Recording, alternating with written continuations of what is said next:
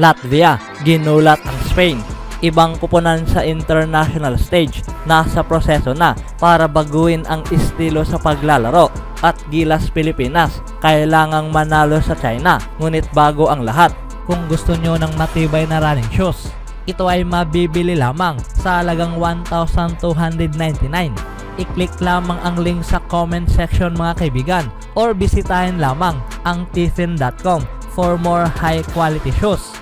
Latvia, ginulat ang defending champion Spain sa FIBA Basketball World Cup sa second round, habang ang United States, Lithuania, Germany at Slovenia ay nakapag-book na ng lugar para sa quarterfinals. Habang ang Italy naman, Brazil at Puerto Rico ay ginawa rin ang kanilang trabaho mga kaibigan sa panahong pinataob nga nila ang dating wala pang talong Serbia, Canada at Dominican Republic. Ngunit ang isa sa nag-stand out na kupunan sa tournament na ito ay ang Latvia mga kaibigan, dahil tinalo rin nila ang Tokyo Olympic silver medalist France mula sa kanilang group stage. At ngayon naman, idinagdag rin nila sa kanilang listahan mga kaibigan ang European champion Spain bilang ang kanilang malaking tinalong kupunan nang makuha nga nila ang laban sa score na 74-69 na pagkapanalo sa lugar ng Jakarta. Ang Latvia head coach na si Luka Vankay ay sinabing ang kanyang kupunan ay magsasapalaran sa Pilipinas, Indonesia at Japan, at desperadong gustong patunayan mga kaibigan na sila ay kabilang sa level na ito. Ang pagiging underdog sa mahirap na grupo at dumaan sa napakaraming injuries bago pa man sila nakarating sa kompetisyon ay ang naging daan nga raw para sa kanila na ilagay nila ang kanilang sarili sa posisyon na ayaw nilang magpatalo sa bawat laban.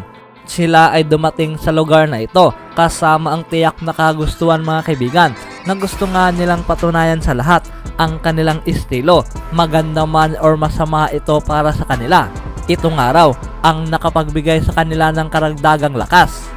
Ang Latvia ay nasa daan na para matalo sa laban sa panahong ang Spain ay nakakuha ng advantage mga kaibigan sa score na 58-47 lead bago pa man nila pinasok ang fourth quarter. Ngunit na outscored nga nila ang unbeaten defending champion sa 27-11 sa final period. Ang power forward na si Davis Bertans ay ang nanguna sa Latvia mga kaibigan na siyang nakapagtapos sa laban ng 16 points. Ngunit sinabi nga nitong ang team's performance ay ang nagpapanalo nga raw sa kanila. Na ayon pa nga kay Bertans, walang nga raw itong pakialam patungkol sa numero sa stat sheet. Dahil alam nga raw niyang sa bawat laro, ang bawat isa ay ibibigay nila ang kanilang 100% sa tuwing aapak sila sa court. Samantalang sa Group L naman, tinalo ng Brazil ang dating wala pang talong Canada sa score na 69-65 para iwanan ang lahat ng apat na teams mga kaibigan at makuha ang pang-tatlong panalo sa grupo. Samantalang ramdam ngayon ng Slovenia ang paghihiganti sa Olympic. Ang Slovenia ay nag-advance na nga ngayon sa quarterfinals kasama ang pagkapanalo laban sa Australia sa score na 91-80 na siyang nag-eliminate sa kanila sa title contention. Si Luka Doncic ay nagka-foul trouble sa labang ito, ngunit nagawa pa rin niyang umiscore ng 19 points para bigyan ang Slovenia ng paghihiganti matapos nga silang tinalo ng Australia sa bronze medal noong laban nila sa Tokyo Olympics 2 taon na ang nakalipas. Naayon pa nga sa Dallas Mavericks superstar, ito nga raw ay napakahirap na laban dahil alam nga raw niyang ang Australia ay isang napakalakas na team, kaya ang Slovenia ay pinasok ang labang ito kasama ang mindset na gusto nilang may papanalo ang laban anuman ang mangyari. Sila ay mayroong mahuhusay na manlalaro, ngunit itong si Luka mga kaibigan ay ipinagmalaki ngayon kung paano nga ba lumaban at nakakapaglaro ngayon ang kanyang mga teammates. Ang Australia ay na-clinch na nga nila ang qualifying spot para sa next year's Paris Olympics na kung saan sila ang highest place sa Oceania team na nakapagtapos sa World Cup na ito. Ang head coach na si Brian Goorjian ay agad tinuon ang pananaw sa laban at sinabing siya ay excited na sa mga bagay kung saan nga ba sila dadalhin at makakarating sa susunod na taon sa Olympic. Ngayon, ang kanilang paghahanda ay magsisimula na mga kaibigan para sa paparating na Paris Olympic. Dahil para sa kanila, maraming araw silang natutunan at sila na nga ngayon ay nasa proseso na para baguhin ang kanilang estilong paglalaro sa parehong opensa at depensa.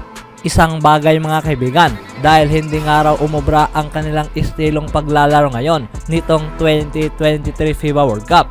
Bukod sa mga kupunan na nakapasok sa quarterfinals, ang Germany rin ay nag-advance na rin sa quarterfinals mula sa Group K kasama ang Slovenia sa panahong tinalo nga nila ang Georgia sa score na 100-73 sa Manila. Habang ang United States naman ay nakasurvive sa kanilang kauna-unahang piligrong laban sa tournament na ito sa panahong tinalo nga nila ang Montenegro team na siyang pinangunahan ng Chicago Bulls center na si Nikola Vucevic. Ang star shooting guard na si Anthony Edwards ay naging scoreless sa first half. Ngunit bilang mga Amerikano, sila ay bumawi sa mga huling quarter sa laban kasama itong si Edwards na siyang umiscore ng 17 points. Sa katunayan, ang head coach na si Steve Kerr ay sinabing hindi nga raw naging maayos ang labang ito mula sa kanilang panimula, ngunit sila pa rin ay patuloy na nakipag-compete. Minsan, kailangan mo nga raw dumaan sa ganitong klaseng paglalaro na tulad na lamang nito nang sa gayon mga kaibigan ay mas mapapahusay pangaraw nila ang team kumpara sa maipapanalo ang laban na lumamang ng 40 points dahil mararamdaman mo nga raw ang pagkapanalo sa laban. Maging kailangan mo nga raw maranasan ang mga tight game na tulad nito na kung saan ang bawat possession ay napakahalaga. Ito nga raw ang magiging daan para mag-improve. Habang ang Lithuania naman ay tinalo ang Greece sa score na 92-67. Sumunod ang araw mga kaibigan na parehong sila at ang Team USA ay tutungo na sa quarterfinals.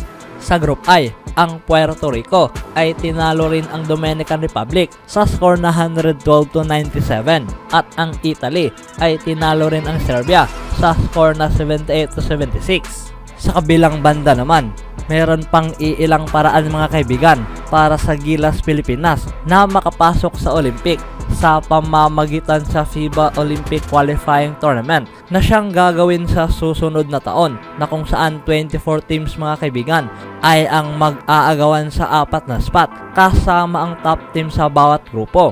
Ngunit bago pa man ang Olympic Qualifying Tournament, ang Pilipinas ay kailangang ayusin ang trabaho mga kaibigan sa World Cup na kung saan sila ay haharap laban sa China sa araw na ito. Ngunit merong mga iilang panibagong team mga kaibigan ang nakatayo ngayon sa daanan ng Gilas Pilipinas para magawa ang bid sa Olympic Qualifying Tournament na ito. Ito nga ay ang New Zealand at ang Lebanon.